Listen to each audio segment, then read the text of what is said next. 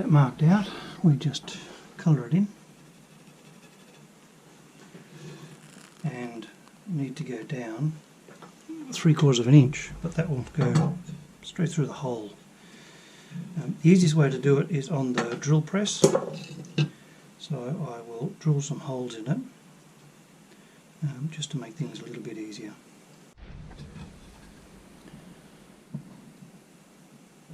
There's a hole drilled because it drills round holes. You can actually get drills that drill square holes. Just cut it for you straight away, but it takes the fun out of it. Now it's a case of hacking the rest of it out with a chisel.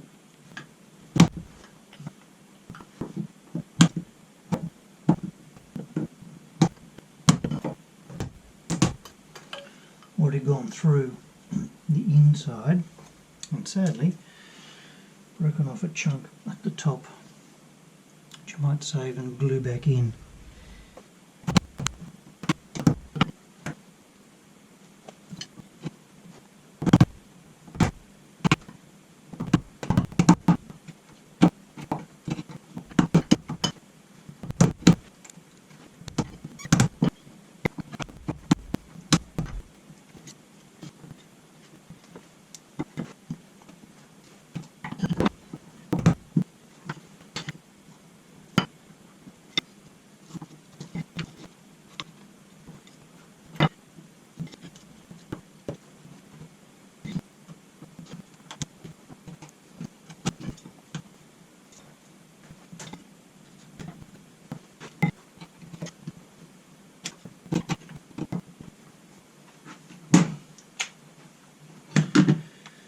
See that it's slightly protruding here, which is what I wanted, because that's much easier to plane down than the other way around, and you can see how much it protrudes into the other.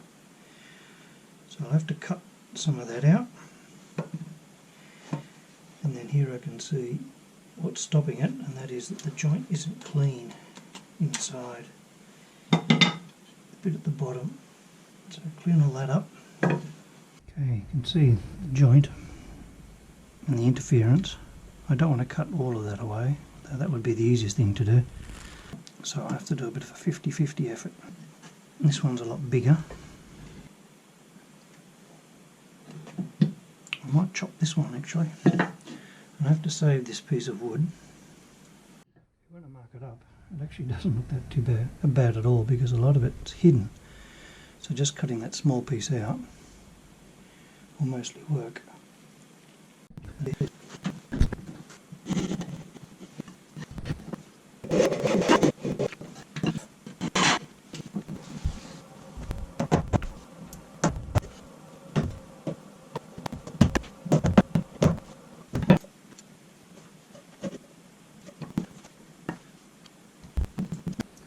After some adjustments, we end up with this joint plus that piece that needs to go in. So we should now have a right angle joint, which we will once it's planed, and back the other way.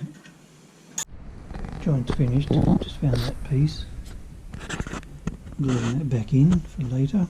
You can see trying to find a clamp, a piece of dowel and some business cards from 20 years ago. Okay, while it's gluing, I'll work on the left and back joint. So we need a leg. I'll make this inside, so that becomes the outside, that becomes the back. So this goes to the front. So this joint will go into here. So the joint will be similar to the other one, except there'll be two the same, and they will be offset into the middle, so they'll still interfere with each other. So the big one will come up here, but the big one won't be a dovetail. I think I'll just make it a normal mortise and tenon joint. Let's mark it out. A few minutes later, there is tenon, not cleaned up, so we'll give it a bit of a clean with the chisel. And the better you are with sawing, the less clean-up needs to be done. My saw skills are not brilliant.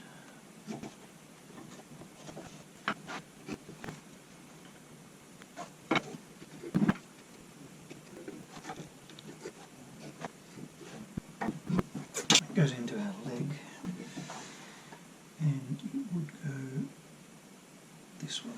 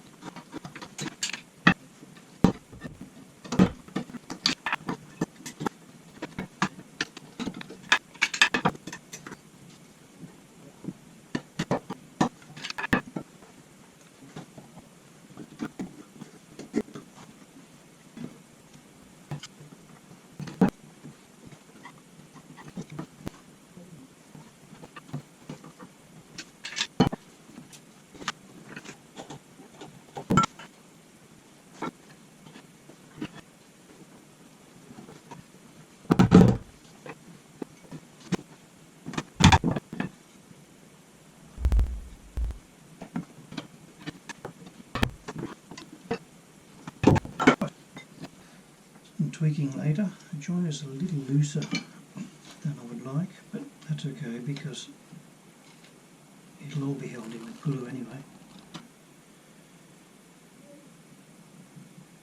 20, 40 or more joints to do. I've probably forgotten a few actually, probably more than that. A fair bit of work cutting these out. I'll get a bit better over time.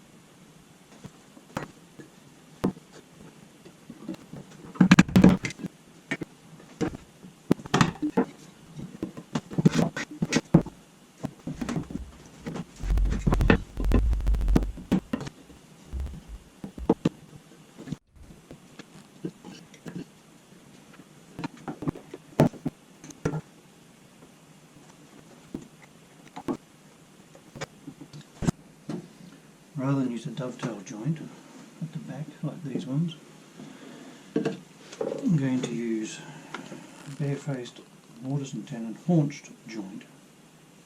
Gives a little bit more strength. Still some decoration at the top which nobody will see, but that doesn't matter.